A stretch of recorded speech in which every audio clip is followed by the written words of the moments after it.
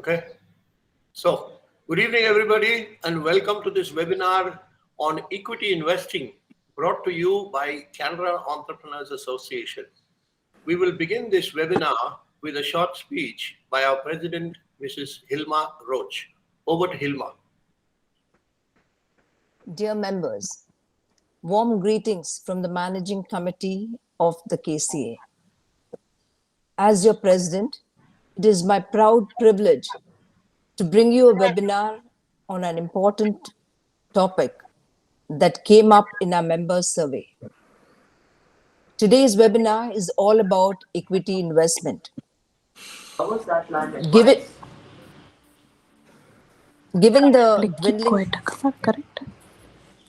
the dwindling rate of interest offered by the fixed income securities and the stagnation of prices on the real estate investments, equity offers an attractive return on investments. It has, however, its own set of challenges and is currently resorted to by a very small percentage of people due to the inherent risks posed to one's capital by events outside our control. In order to demystify the aura around equity, we have three eminent market gurus who will enlighten us on the nuances of equity investments. How can you multiply your wealth through equity investing? Learn the where, what, when, and how of equity investment right here through the webinar brought to you by the KCA.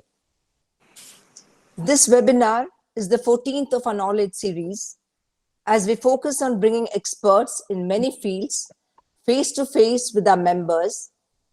And please make the utmost use of this opportunity and direct all questions, however simple they seem to a moderator, Nivedit Alva, who will pose them to the presenter.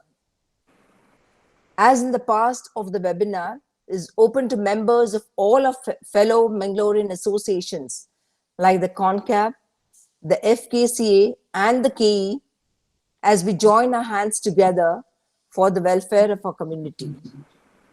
Please continue to be active on our social media platforms, the EcoBar, and watch out for our forthcoming webinars. Thank you. Over to Kenneth Andrade.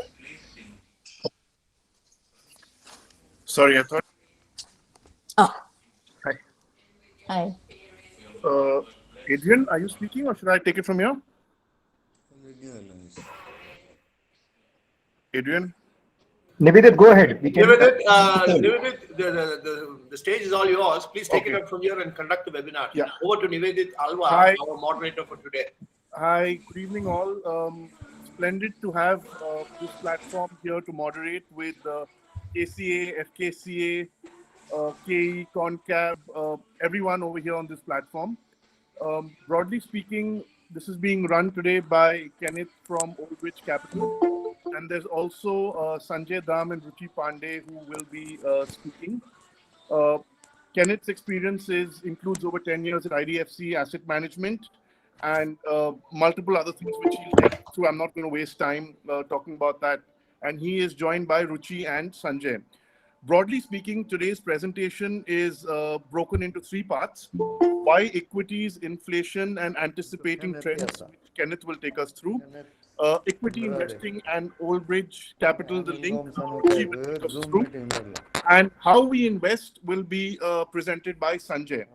So please keep your question and answers until the end. If you can put them in the chat box, we will take it from there and we will try and do as many of them as possible. And only Kenneth will be speaking, the presenter will be speaking, the rest will be on mute. So if there are any questions, you can go ahead and put them there. And from time to time, we will be conducting quick polls to be able to help the presentation along. So we would appreciate it if you all could participate in those and help do it as fast as possible. Thanks all. Over to Kenneth. Hey, thanks Nivedit, thanks Hilma, and really appreciate it, Adrian, to get me on board. What I have today, and thanks, it's a Saturday evening, so I keep a serious topic like investing a little light, so that it's also acceptable at this part of the day and hour. But if there is anything that you need to do to get clarification on, I'm very happy to answer all questions that can come on. So we have a small presentation, like Nivedit says, broken up between the three of us. The three of us have got almost cumulative experiences of probably 70 years in equity research. Not 70 years individually, but 70 years cumulative equity experience out here. And we've been part of the capital markets for an extremely long period of time. I joined I started investing in 1987 when I was 17 years old. And the same holds true for all the others that have been out here. So we'll start off with a small poll. The polls on the right hand side, it's there. So really appreciate if you could just answer that poll, and then we'll kickstart the entire presentation from there.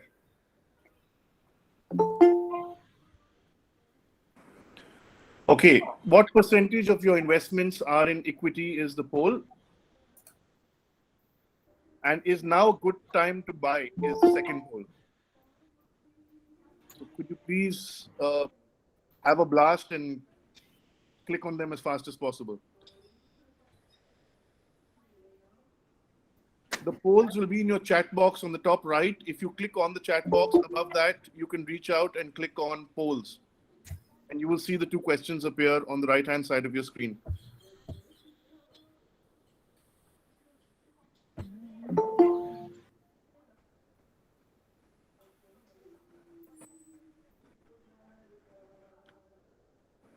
I think we can close poll, the first one, Kenneth. I think you've got numbers that should be able to guide your presentation along. Poll 1. Can you see? Great. So a lot of them had actually answered that they got more than 50 to 100% invested in equities. So that's good to know, because all of you have compounded capital at a pace that you haven't done before. And that's essentially what this is all about, is how equities have built up over the last couple of years. So I'll just take it forward. I will put together so if I can just go to the next slide, Kushagra.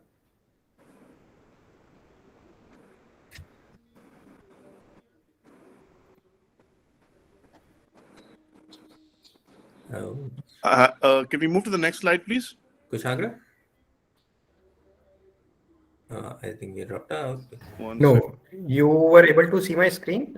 Yeah, we could. You can go to the second. You have to put full screen and then. This one. You were able to see the Warren Buffett pick, right? Yes. Yeah, sure. Yeah, you can make it full screen, please. Yeah, it's full screen. Go to presentation mode, Kushagar.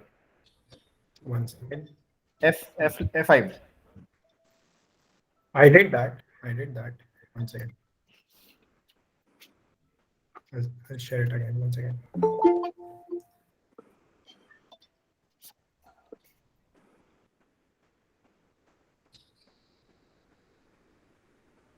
You all can see the presentation. Right? No. Still not? No.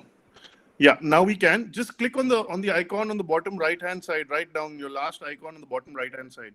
The last. I did that actually. It's showing up in my, but I don't know why it's not showing up in yours. Okay. Now it's showing up? No. It's not full screen, but I think. Can you just stop sharing? Let's see if Taran can. We have a backup, Nivedit. Yeah. Okay. So while the team actually puts it together, I start with it's going to be a complete assimilation of what the investment grades have actually said. Effectively, Buffett has always said that if you have to find a way to make money while you sleep, and that's what investments actually does. Otherwise, you will work yourself until you die. So we start with that, and equities is probably the best way to essentially participate with that. And we've got statistics to show how this asset class has done extremely well over the last multiple decades that are there.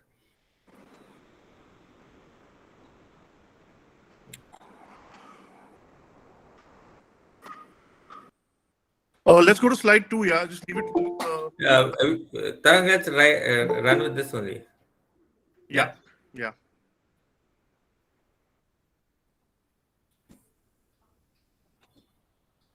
Okay. So move to the next one, Tarang.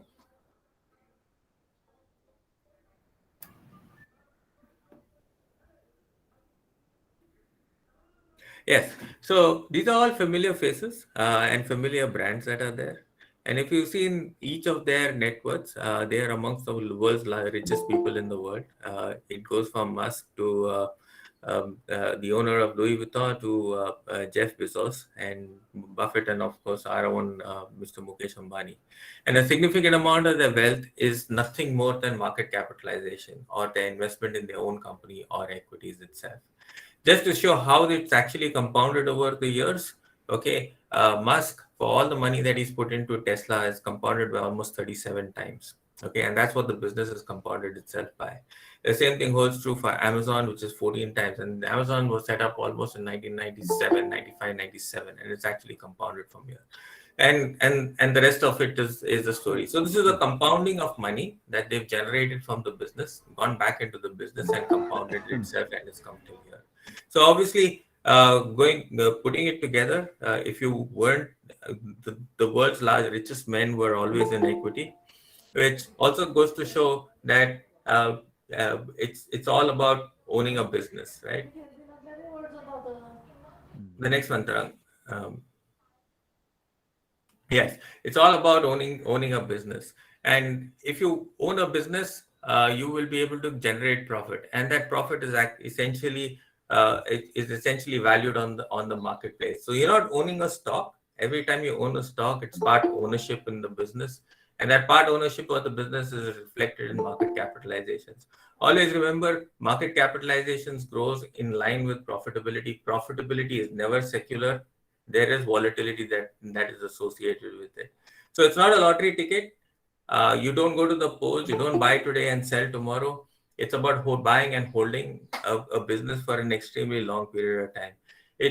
And at points in time, you do make a mistake. And I've got a slide to show you that even if you've gone wrong 50% of the time, you're still being extremely rich in the entire process.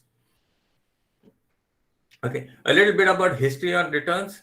This is the history on return. Now, if you see the bottom two lines that are there, okay, there is the real GDP growth and there's the bond growth. So if you're investing in fixed deposits and bonds, very simply, your GDP growth or the growth in the economy and your bond return would have been the same. Okay, the one on top of that, the light gray line, is essentially inflation, which is nominal GDP. So once GDP grows, there's something else called inflation, which essentially adds up to nominal inflation, and that eats into your savings. So to counter that, the only asset class that is there is a fixed asset. And what we've seen over multiple years and decades is that equity is the only asset class that keeps your entire savings in line with current inflation in the marketplace. So one of my industry colleagues used to say, in 2000, if you had bought a Maruti share instead of a Maruti car, you would have owned a Mercedes today. You could have afforded a Mercedes today. And that's the power of compounding. That's what inflation does to a product. And that's how it works out. So multiple years, put it all together. We've got equities. We've got 10-year government securities. We've got silver, gold. All of that is there, including crude. And the line on top shows you why equities has been a compounder over multiple decades and probably the best performing asset class that is there. A lot of this is already known to you, but a revision in all of this is really helpful to believe that over longer term periods, this is a marketplace that you necessarily need to compound money. And equities is just a representation of the index. So going forward, we talk about compounding. Okay, and what does compounding essentially do? So Einstein essentially said that the compound interest is the eighth wonder of the world. Okay, he who understands this makes all the money, and he who doesn't actually pays compound interest to the banks. And that's essentially what compound interest is all about. Now, I did mention about putting money in the marketplace, and I mean, if you had put capital to work, okay, and that capital is 85,000 rupees investment in 1991. If you had broken that up into two businesses, one was Orkay Silk Mills. Okay, for guys who are old as me, they will know Orkay Silk Mills existed in the 90s and it was a blue chip. And the second one was Hindustan Levers. Okay, Unilever now. And if you came through today, Orkay Silk Mills was worth zero. Hindustan Levers is worth what it is today. The value of both those businesses combined, 85,000 rupees, is worth about 1 crore today. And that is after one company actually closed down. So you had a 50% probability rate where one company closed down and your portfolio is still up at a 17% CAGR to 1 crore today. If you just held Hindustan Lever, it was a 20% compounded return. And if you were a slightly lazy investor, I don't know, want to pick stocks, I don't know how to take risk, I just put money in the Sensex, you still earn 12% over a longer term period. So it's about being wrong, it's about being right. But as long as you continue to strive to do that, you will compound money over longer periods of time, and you don't necessarily need to worry about being wrong in the entire cycle. Okay, so stepping back, if you have to compound capital, if you have to grow your capital, if you have to beat inflation, you have to pick an asset which is inflationary. You have to pick a savings instrument which is inflationary, which is what we deal in, which is equities. And going by that saying, how many millionaires do you have? Do you know who become wealthy by just putting money in the savings bank account? So that goes to show why equities is relevant. And while we're talking about relevance in equities, and I did touch upon inflation, what's going to happen this decade, and what we think is going to happen in this decade, and this is a foresight that we tend to believe, is that you're going to have an enormous amount of, this is a decade where inflation is going to be all pervasive. Inflation is going to be high. Okay, and it is relevant for us to be wary about how we take this decade into it. So what does inflation do? Inflation is a transfer of capital from the savers to the government. Okay, inflation is taxation. The government taxes inflation. Okay, government taxes higher prices, and they don't need a legislation around it. So they can take prices up, but on a percentage wise, you pay a higher tax back to the government. So that's the decade that we are entering into. And just to format that a little bit, I've got a small example out here.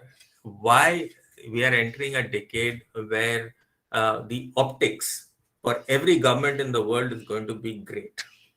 Inflation and inflation and the optics that come from the government is going to be great.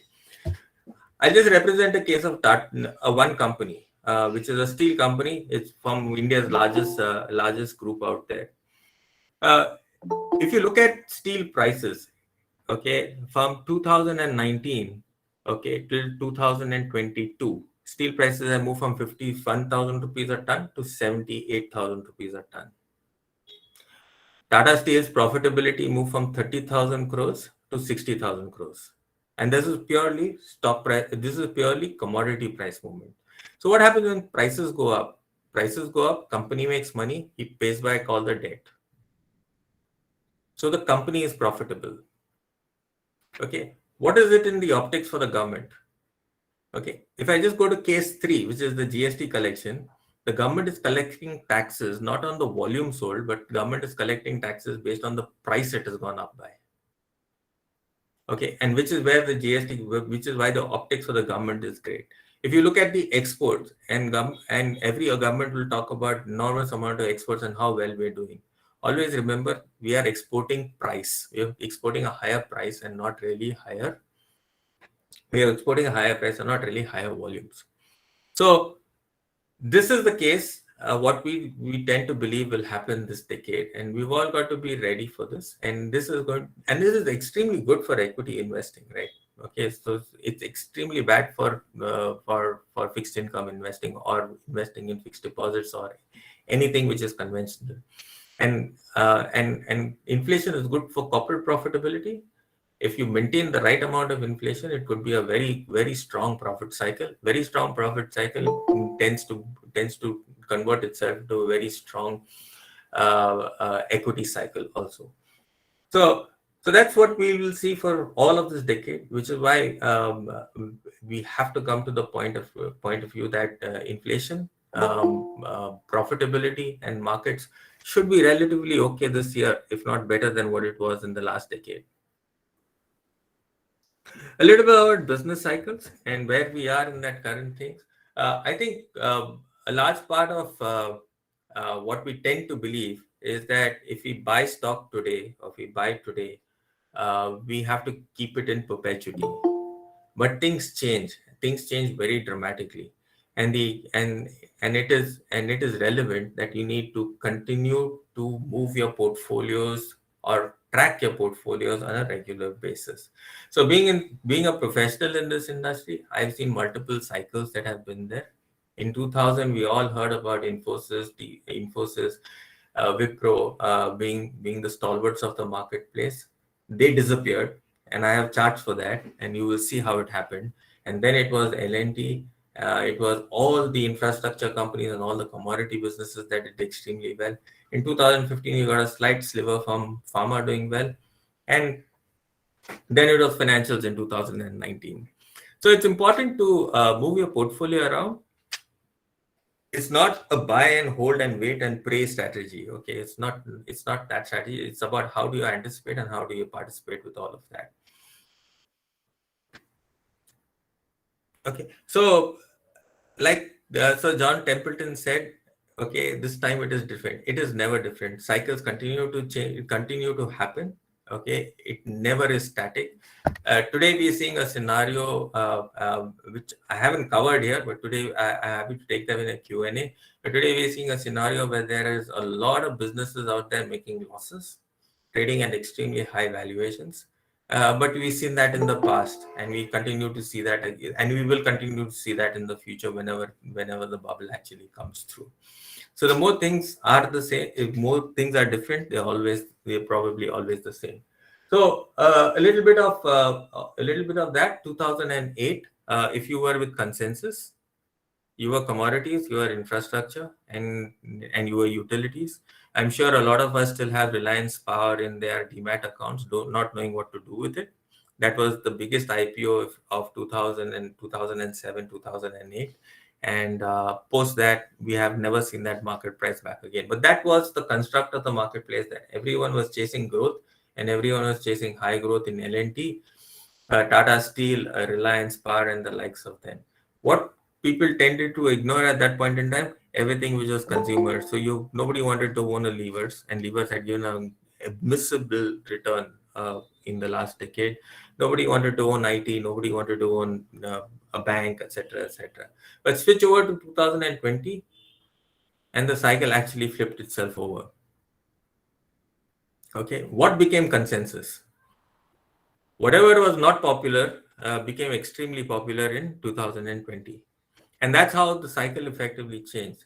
There were no takers for infrastructure. There were no takers for commodities in all of the previous decade. And today, you've got a lot of investors thinking that consumers, banks, etc., are mainstream and are going to lead the entire cycle. So the more things remain the same, the more things are different, the more they are the same. So the cycles continue to change. Again, in terms of where we are, where we have been in the past. Infosys did extremely well in 1993 to year 2000. This company gave you 183% CAGR between that period of time. But more importantly, look at the company that did the least, which was L&T. It gave you an 18% return during that period of the last 7 years. okay, or 1993 to 2000, and levers gave you 33%. Flip over to the next decade, and the cycle changed completely. The weakest performer gave you the best return. So L&T actually gave you 41%, and it only gave you 18% in the previous decade. Levers, which gave you a 33%, gave you a 1% return from 2000 to 2009. Okay, and Infosys also give you a under 10% return. So the cycle completely flipped itself over, and L&T became the blue chip. Now look at 2008 to 2020. Larsen actually gave you the weakest return. So the best performers, and this is long-term cycles, even in the US, there are only two companies that have always been that has successfully been the top 10 performing stocks in the last 100 years from the US also. One was Microsoft, and the second is General Electric. There's no third. So the best performers in one decade always are usually not the best performers in the decade that actually follows, which is why it's extremely important to keep your portfolio refreshed. But over long-term periods, the returns are not bad. Let's look at it. Despite that 1% return over 2000 to 2009, levers over a 30-year period has still delivered a 17% CAGR. L&T, despite the underperformance for the last decade, has delivered 13% CAGR, but Infy has done 31%. But if you any time during that cycle had churned your portfolio into better performing companies, you were at 42% of return, and the Sensex obviously is giving you only 9% during that period of time. So it's relevant, and it's important that you just can't buy right and sit tight. Okay, you have to keep monitoring your portfolio, keep doing nominal shifts, and keep following the market cycles as and when it comes to. So there will be underperformance, and what we call in financial terms valuations. They are lead indicators. You have to pay the right price for the right price for the right stock. If I take it forward a little, and this is the interesting part of it all, and for all of those who stay in down south, it's always nice looking at the past, because the opportunities always look large when they passed you by. Now, this is something happening in information technology. I don't know what it means, but I just put the numbers out there for you. NASSCOM and all large IT businesses say they will double turnover in the next 3 to 4 years. So assuming that they double their turnover in 2026. Okay, IT service exports go IT as an industry goes to from $190 billion today, IT as an industry, to $360 billion in 2026. Okay, employee cost will move from $110 billion to $220 billion per annum. Okay, that's an increase of $110 billion. Now, what does that mean?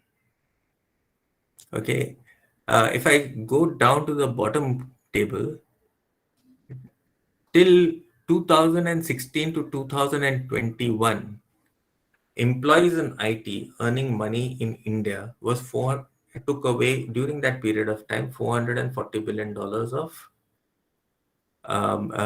salaries. 2022 to 2026, okay, they will take away $670 billion of salary cumulative. Remember, India's GDP is currently sitting at $2 trillion. So you're seeing 100% growth of IT wages coming up in the next 4 years, 3 years or 4 years. And that's going to create a consumption trend, or that's going to create some industry below that. Of course, IT will do extremely well, so there's no doubt about it. So we're talking about headline business. I'm talking about something which is below. Now, if I map this to something in the past, okay, the line is the number of people that in IT services is actually employed. Okay, fresh recruits that are there, and see how that number spikes. So there are two things going to happen. Number of people coming down South India, and South, why I'm saying essentially South India, it's Bangalore, Chennai, Hyderabad, to an extent Pune, but not too much in Pune. Pune is actually losing market share in the IT space, and it's the entire technology hub. So what I'm trying, there's something happening out there. It could move money to real estate. It could move money to investments, which is asset management companies.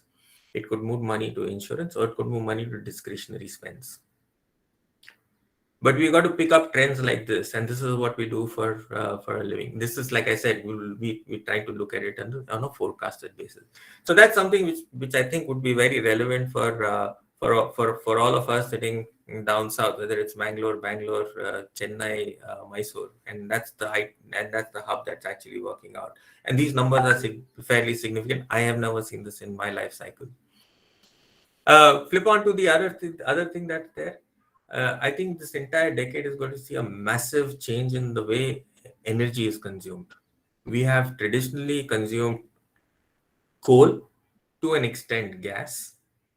Now we're going to consume ethanol, we're going to consume wind power, solar, and everything else. And that's another space we think there will be an enormous amount of activity that is coming through, and profitability that can be envisaged in all of that. So putting it together, I think we have to pick opportunities that will deliver or can carry this entire cycle forward.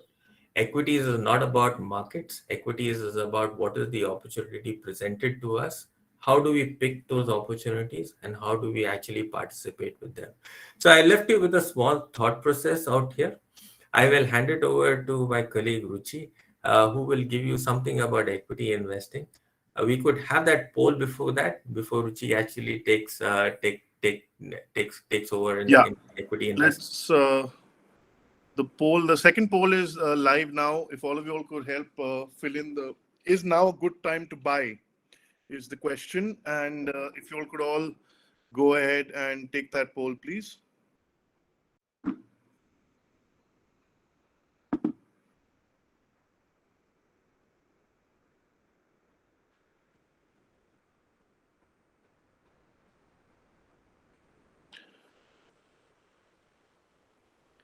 Another 5 seconds, 7 seconds, if you can go ahead. And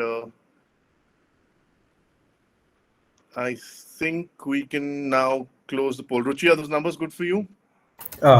That's great. We have an amazing audience. Amazing audience who says, Yeah. yes, now is the time to buy. Yeah.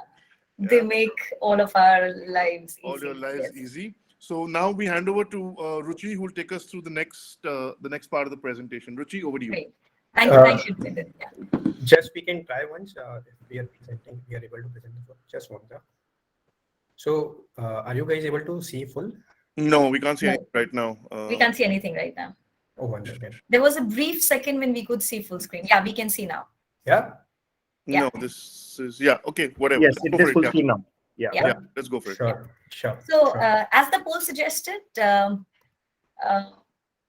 these are the questions we are often asked, right? Kushagra, we can't see. Next, yeah. These are the questions that we are often asked. Markets are at an all-time high. Should I wait? Will a correction happen? I think I will wait for the markets to cool off before I enter. Have I missed the opportunity? More often than not, these are the common questions that come. And we have just one answer to it. And today we have taken the liberty to pictorially depict this. What do you think is common here? The thing common in all three of these is that no one has been able to catch them, right? As the famous Dawn dialogue goes, Dawn ko pakarna mushkil hi nahi, namumkin hai. We feel that likewise, bottom ko pakarna mushkil hi nahi, namumkin hai. It's a futile exercise. One of the savviest investors across the globe, Mr. Warren Buffett, has said, do not try to time the market. It's a futile exercise.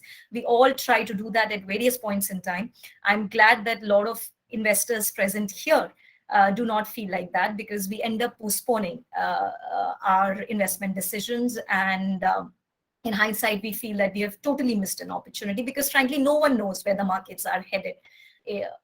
right? So if I come to investment options, there are various options that are available today. A lot of asset classes that Kenneth covered upon, like gold, equity, real estate, etc. Within equity also, the regulator has offered a lot of options to us basis the minimum investment amount, risk profiling, tenor, etc.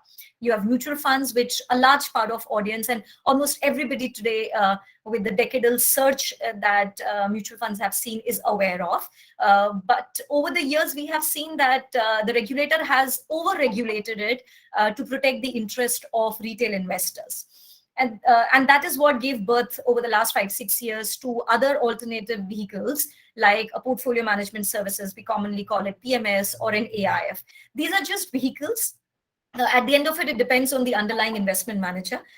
Old Bridge today is present in PMS and AIF. For us, these are just different terminologies. We manage the same strategy across these two platforms, a PMS and a Category 3 AIF. And SEBI calls it for sophisticated investors, which is equal to ultra HNI, purely because the minimum ticket size of investing into these funds is a little higher. If I further dwell upon in terms of styles of investing, the two common styles of investing that the world talks about is passive investing, which is also known as lazy investing, wherein you try to replicate the investment holdings of a reference benchmark. It could be index, it could be Nifty, it could be Sensex, and various other indices. And then there is active investing, wherein the investment manager takes active bets and tries to build a portfolio basis his investment experience. Old Bridge is present in the active investing style. We manage concentrated portfolios. We try to build non-consensus portfolio, as Kenneth mentioned, try to give a concentrated portfolio to our investors. And on taking this thing forward in terms of active and passive, this is the slide that Kenneth showed in terms of how decadal performance has been. Infosys from 100 rupee over the last 3 decades, 100 rupee invested in 93 became 1,54,000. L&T 100 rupees became 2,400. Hindustan Lever 100 rupee invested in 93 became 6,400. And if someone had actually navigated these three at various points in time, the returns would have been anywhere between 25% to 42%. And CAGR. This is active investing, and then you have passive investing, which is the index, which is Sensex. 100 rupees became 1,100, which is 9%. Now, coming to Old Bridge track record, we have been in existence for the last 5 years. We manage our strategy. We have been managing this since August 2016. 16 into 17, the strategy was up 60%. The first clear calendar year was 2017, when the strategy gave 54% return. In 2018, when the retail financial crisis happened, wherein few stocks were taking markets to an all-time high, and a large part of the industries were struggling for even access to growth capital. That was the time when a large part of the market saw huge drawdowns. And that is when even the portfolio delivered negative returns. It gave -14, 2019 was -6. What was encouraging was that with little to no change in the portfolio, all of it came back in 2020. 2020 calendar year were 30%. This includes the huge drawdowns of the pandemic, which is March 2020. 2021 has been rewarding. Since inception, the returns of the strategy have been 21%. The reason to show this is that equity needs patience. Equity needs longevity. No returns are linear in equity, be it passive or active. But over longer periods of time, if investors can show that patience and stay invested, the returns are reasonable. And this is very similar to the previous 10-year. Kenneth has been managing similar style of strategy right from IDFC into Old Bridge. This is our IDFC track record when we were at IDFC, Premier and Sterling.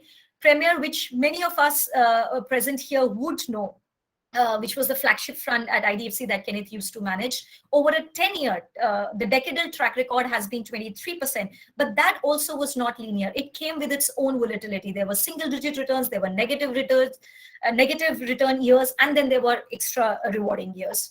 So the simple premise here is that stay invested in equity for long once you have identified the right investment option and the right investment manager. Thank you. Now I will hand the floor over to Mr. Sanjay Dam.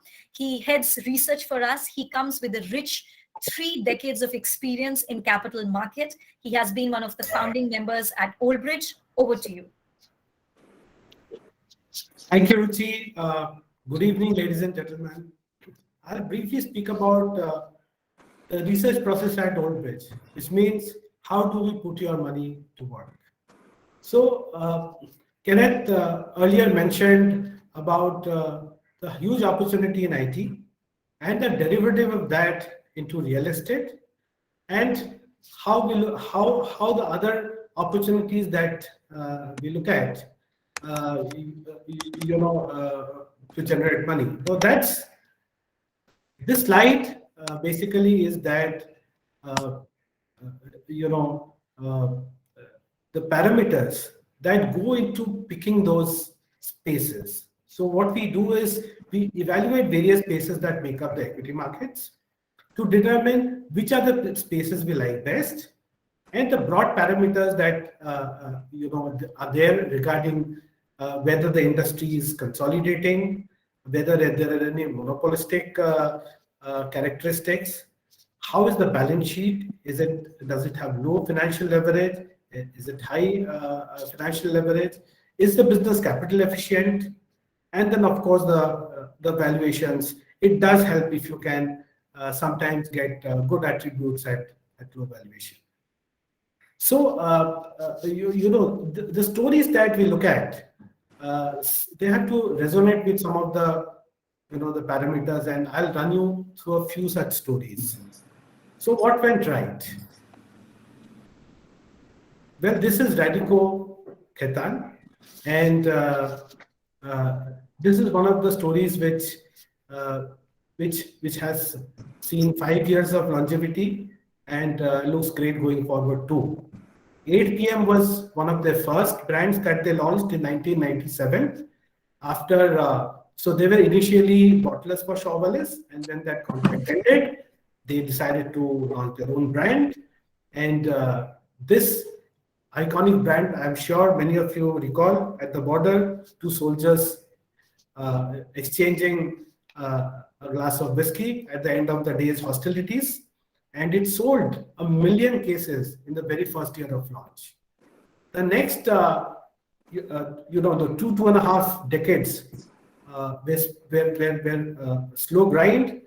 They went to build up the whole portfolio of products, and then in 2016, they were at a position where the debt on the balance sheet was very high, and there was a time for a relook at the strategy, right? And then that's when they decided to premiumize, get rid of all the unprofitable parts of their portfolio, and just gun for the profitable segments of the market.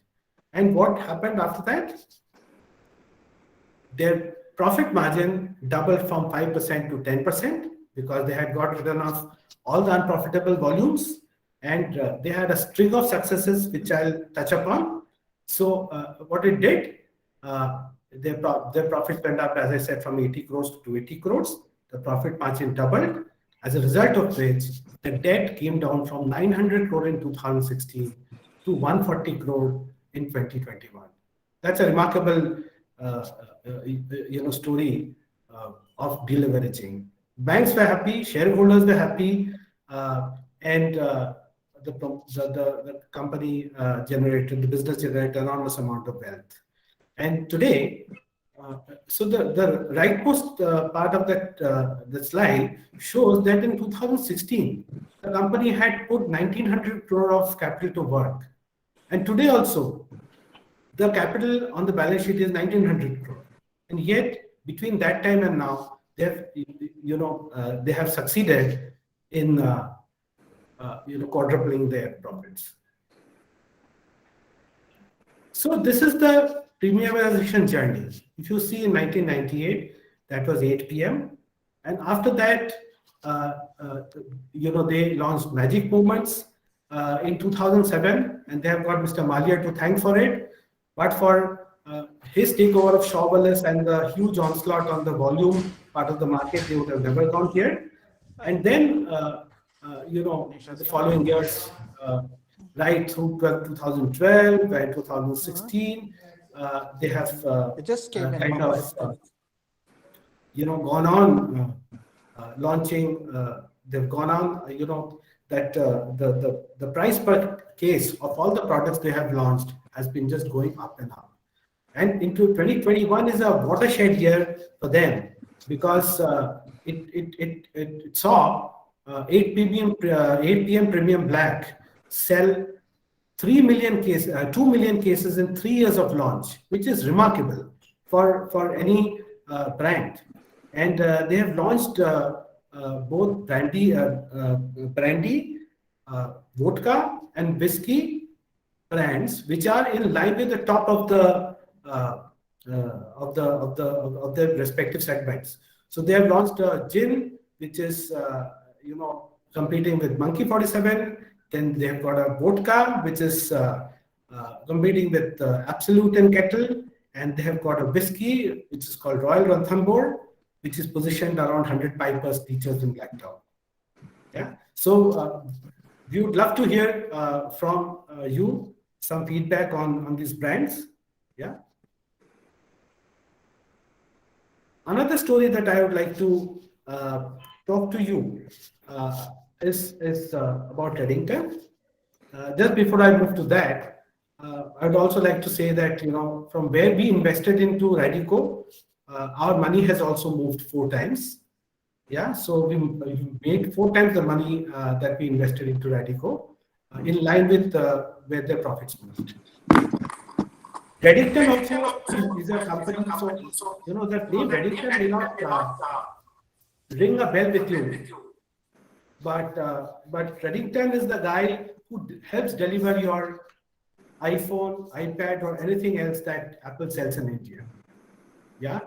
So whether it's HP, Lenovo, whether it's Samsung, so you can see on the slide that Apple is the largest customer for Redington, and then HP, Dell, Lenovo, and Samsung in that order. So more than 60% of their business comes from these 5 vendors. And whenever these guys have a bestseller launch, Redington benefits, right? So just think about it this way: Apple is the largest, one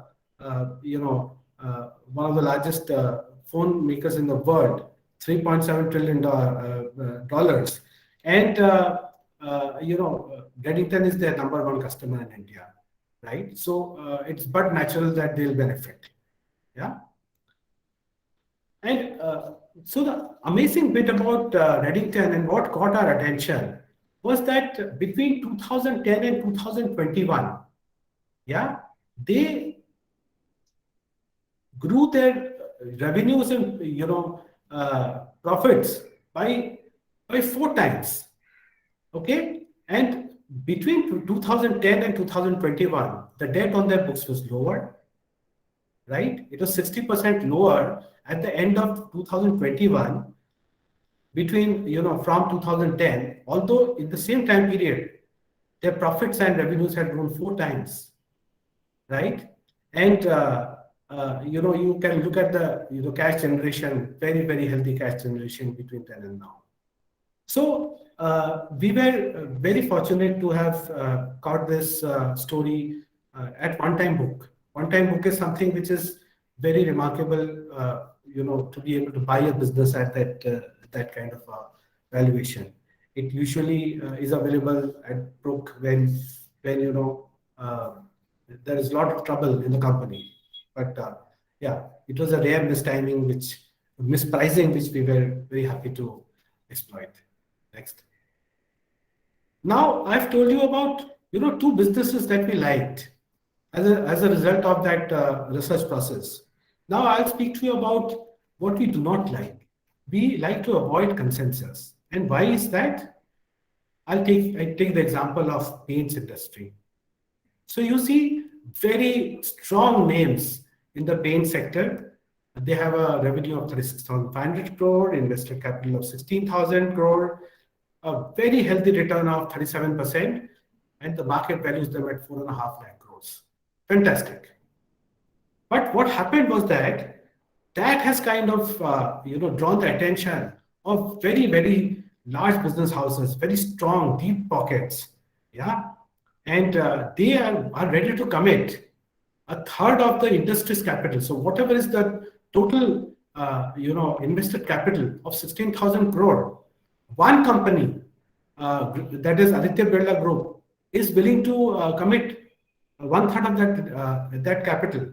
So imagine the kind of competition that's going to come in, and there are 55,000 of Grasim's dealers are going to stock paints. So you can imagine what will happen to the competitive intensity on the ground. Yeah. And then there is JSW Paints. This is also a very strong group. Now the questions that come to mind is, with Birla's cash flows and Jinda's foray, is it likely that the 6,000 crore of industry operating profit could be redistributed? And whether superlative return on capital employed is sustainable? And definitely that 100-time earnings is something which may be difficult to sustain. I will talk to you about another space, the diagnostic space, which all of us, it touches the lives of all of us, from time to time. Now it's a 410 million rupee industry. But interestingly, the listed players are not even 10% of this whole industry. Yeah. And for that less than 10%, we pay 610 billion rupees of market cap. Just imagine 610 billion rupees of market cap for 34 billion of revenue.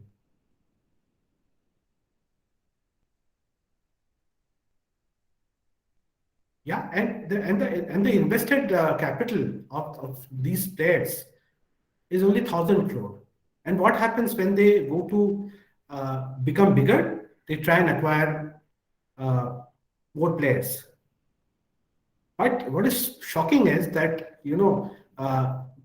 so Metropolis bought 10% of its current revenue by investing 2.5 times the capital that is invested in its own business. And so is the case with Dr. Pathlab. And then newer players keep coming in, and some of them are very, very credible names. So you can only imagine that competition is going to go up in the space.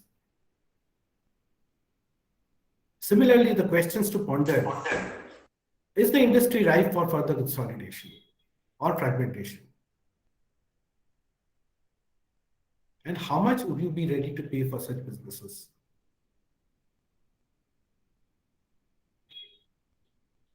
These are very, very high valuations indeed.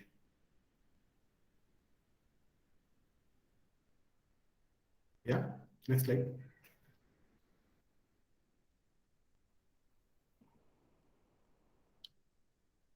Next.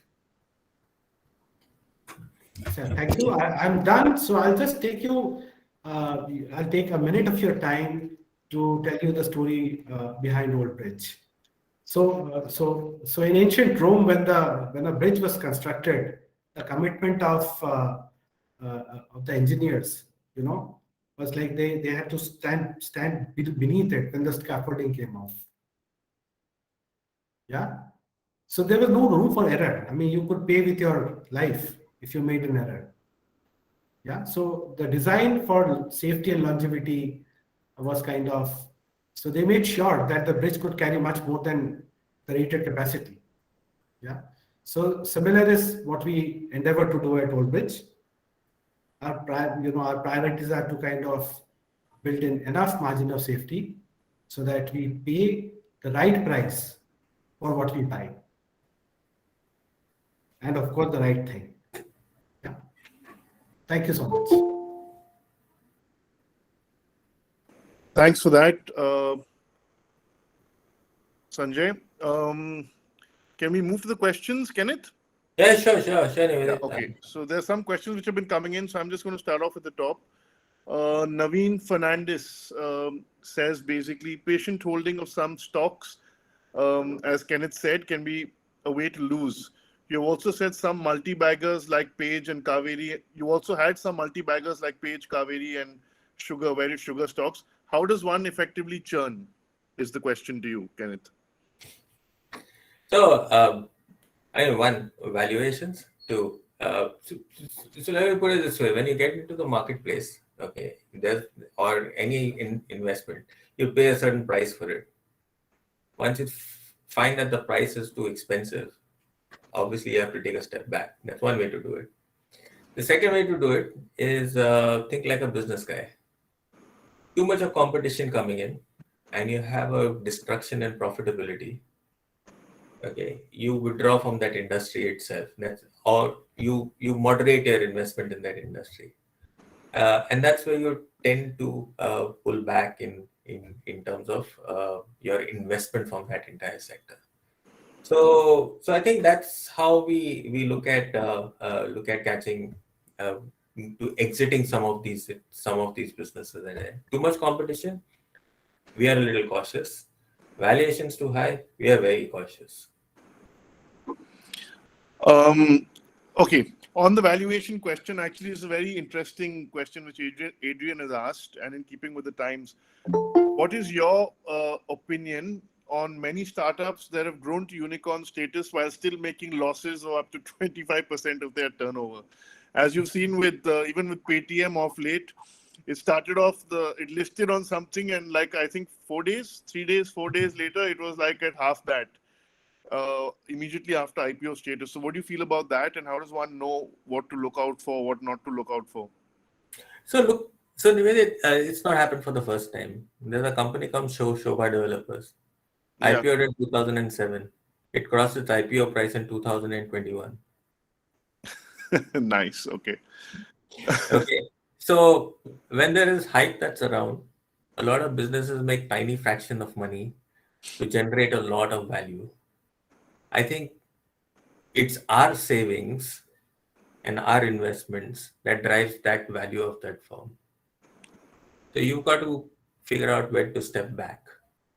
When it comes to the new generation businesses, a lot of them will be around in the next decade. But like in Shobha Developers, okay, why Shobha Developers? You had another company called Polaris, which is now fragmented itself, right? In 2000 to 2007 or 2006, it never made money for you. It Correct. IPO'd at 2,000 rupees and it crossed 2,000 rupees only in 2006. Okay. So you've got a long history of these businesses, especially for current companies that are coming out.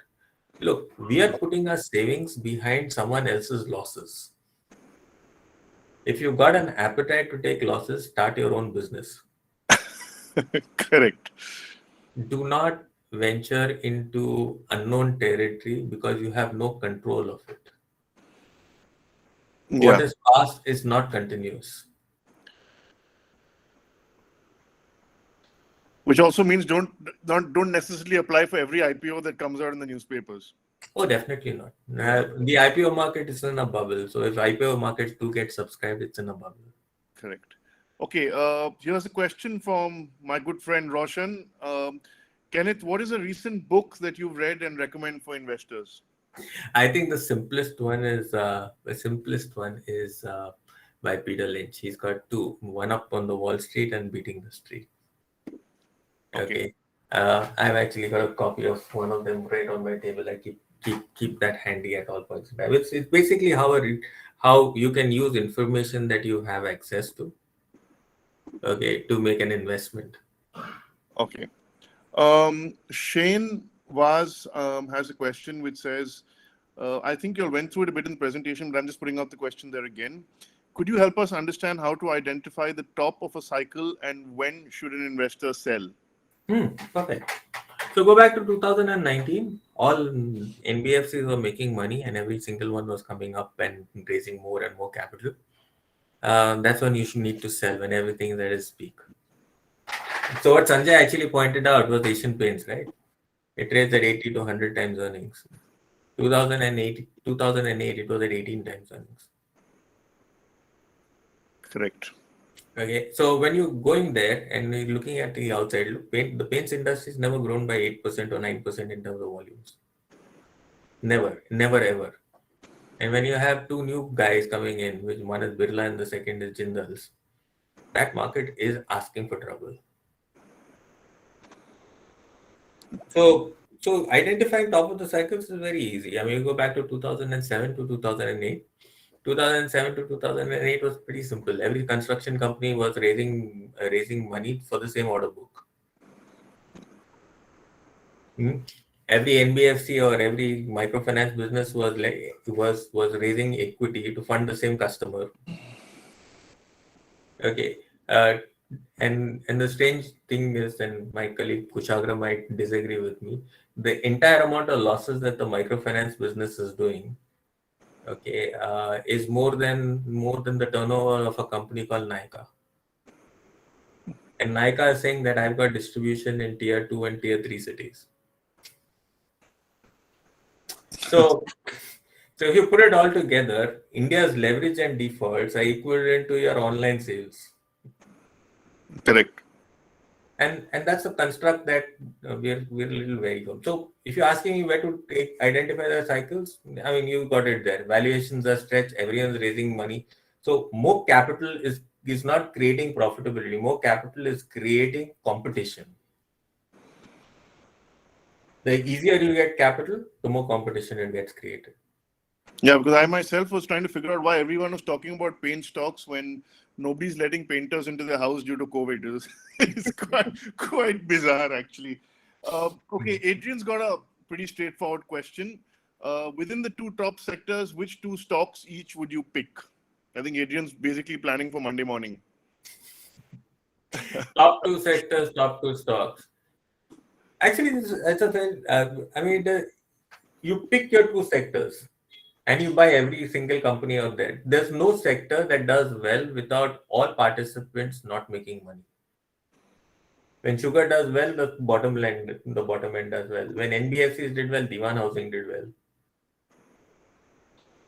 Okay, so it really doesn't matter. If you're good at picking which sector is going to do well, all of them will participate, unless they're going completely bankrupt. So if you're asking me real estate in Bangalore, there are 4 companies. There is no fifth.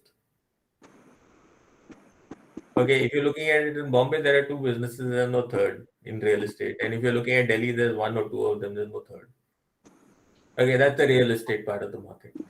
If you're looking at alternative energy or in the ethanol business, there's 1 sugar company that is there, and then there are all tiny companies that are below that. If you're looking at power and utilities, there's 1, maybe 2 businesses. But stay away from the public sector. I mean, they're the most inefficient use of capital. Adrian, basically, Kenneth's going to make you put a lot more money into the market than you thought that you would be putting with your question. Okay. We are happy to do it for you, Adrian. Okay, there's a question from Deepak. I think you called on it a little bit. Could you throw some light on identifying the business cycles and how and which sectors to invest at various times within cycles? I think you all covered that, but right? More or less. To a very large extent. Yeah. Okay. Business cycles are between profit and loss. Buy when companies start making losses and sell when all the companies make money. Okay. It's inverse to what we all normally do. Okay. Here's another one from Wayne. Hi, Kenneth. In case you are convinced of an idea and the story is playing out well, do you have some benchmarks in terms of maximum percentage of the portfolio you would limit it to? So basically, how do you decide, even if you know something's doing well, how much of the portfolio to allocate towards that and how much to basically still keep spread in other sectors? So the best way to put a portfolio together, and that's sort of the experience that comes with building portfolios. When you're starting off, put 5% into 20 companies and sit. By the end of the 5th year, one company will be worth 15% and the other company and some companies will be 1%. So the ones that are doing well and the ones are not doing well. And that's where you catch the momentum. So when you start off 5%, 6% of portfolio is good. I don't think I'll go over the top. But from our standpoint, when we go to 5 to 6% in our portfolio, we're usually the largest shareholder of companies. Okay, got that. We'll take the last two questions. There is one which says, what key ratios do you use to analyze the shares? How many years of past data do you suggest is appropriate to analyze while making an investment? I think the most, in terms of number of years of data, I think 3 years, maybe 4 years of data is there. That's most relevant. But in terms of governance point of view, if you go backwards to maybe 15 or maybe 20 years, as long as the company's been around, it is very relevant to use that kind of data to put it together. So yes, it's a multiplicity of two. Financial data is 2, 3 years, 4 years is good enough. But when you go back to governance and softer issues, you have to go back significantly. Okay. Your take on passive investing for uninitiated investors. So I think this is more for a broad spectrum of people, because over the last year, it's become very cool suddenly to be putting money into the stock market. A lot of people who are not, who didn't have demat accounts have opened up a record number of demat accounts. And, earlier people were just sitting with money in the savings bank, which you have destroyed at the start of the presentation now. So if someone doesn't have all of this background to follow into and wealth management companies, so what is your take on basically passive investing for uninitiated investors? How do they go about it? What do they do? Just some tips, I guess. Like I said, idiot proof it. So if you have a demat account, you can buy a Nifty ETF. That's passive investing. Okay. And if you want to run your entire portfolio as in passive, make 65% of your entire portfolio in Nifty.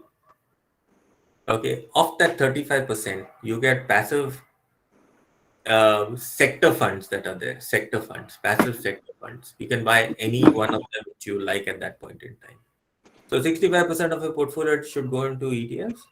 The other 35% can go into any of the other passive structures which are there. You have a banking ETF, you got an IT ETF, you got a oil and gas ETF that is available. Those are the 2, 3 that are available. You also have FMCG funds, etc., which is there. But if you're doing passive, go to the exchange, buy a Nifty ETF, and sit on it. There's nothing much to do in that. Okay, and would you recommend basically putting in a little bit of money every month versus one time, or how would you basically take that to the next step for a passive investor? So it works like this, Nivedit. When you are an investor, you put money into investment when you have capital lying around. So if you have capital lying around, you make an FD. And if you're doing passive investing, you buy it, you put 100% of your money in. Because it's highly liquid. So I'm sure you're doing an asset allocation. You keep liquid money around for emergencies, but every time you have surpluses, just put it into the marketplace because you won't need it near term. Okay, understood. One last question, and I think this is more broad, not so much about the stock market, but Roshan asks, how do you train your team and the junior investors in your team, given work from home, etc.? How easy, difficult was building the human capital side of the franchise has been post-COVID, basically, from in a work from home environment? Where how has it changed, and how you've been able to cope with it? I think we got a fairly enthusiastic bunch. So Kushagra out here is all of 26 years old. He's been with us for over a year and a half now. Tarang's been around for the last 3 years, and he's also under 30. Ruchi and Sanjay have been with me since inception.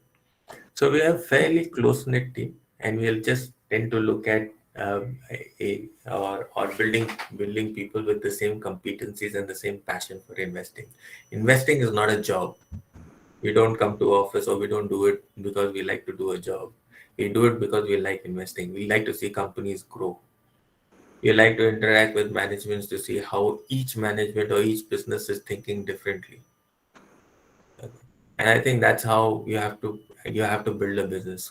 Find people and find competencies.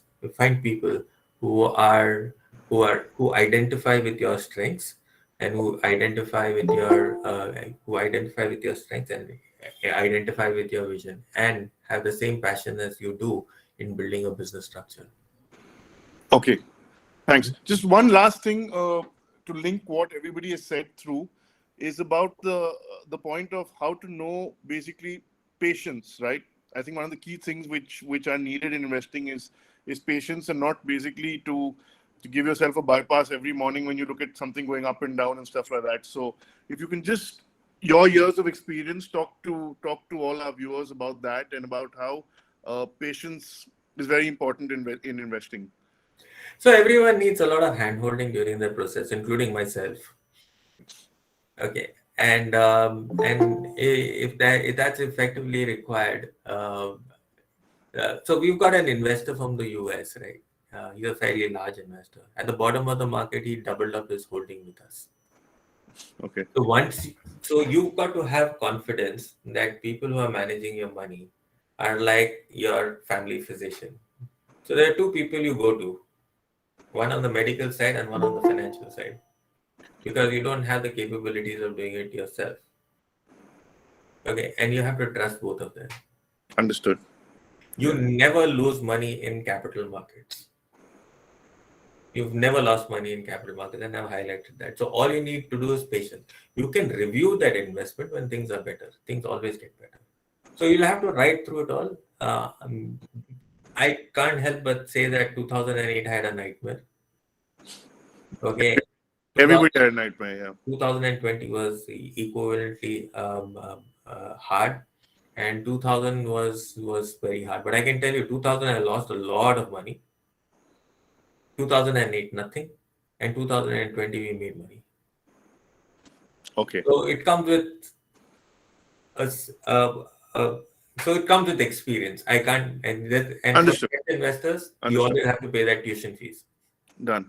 On that note, I think Adrian, we're done for today. So thank you very much, Kenneth, Ruchi, and the rest of the team, and Sanjay.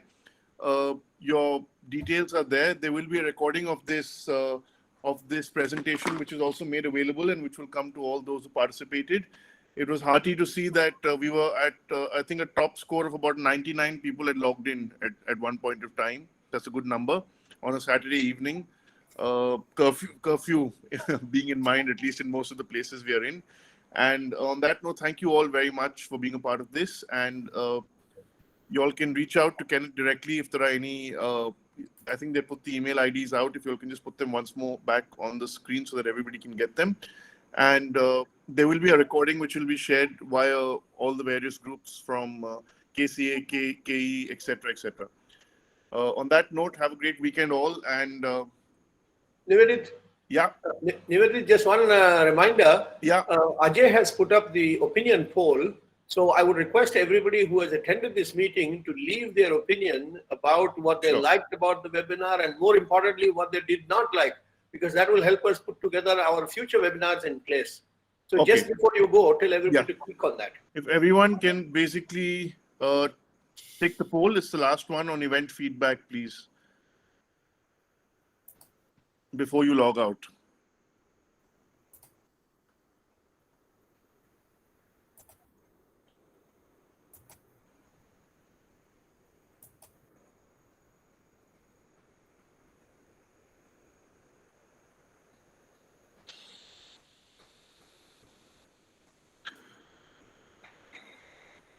Everything.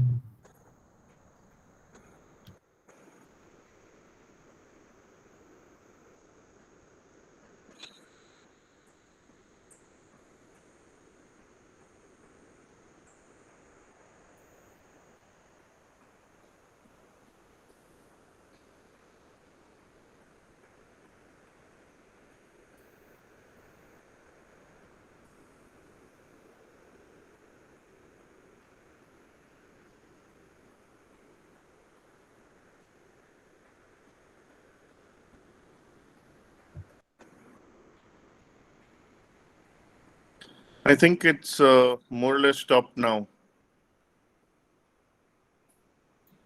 We're at 20.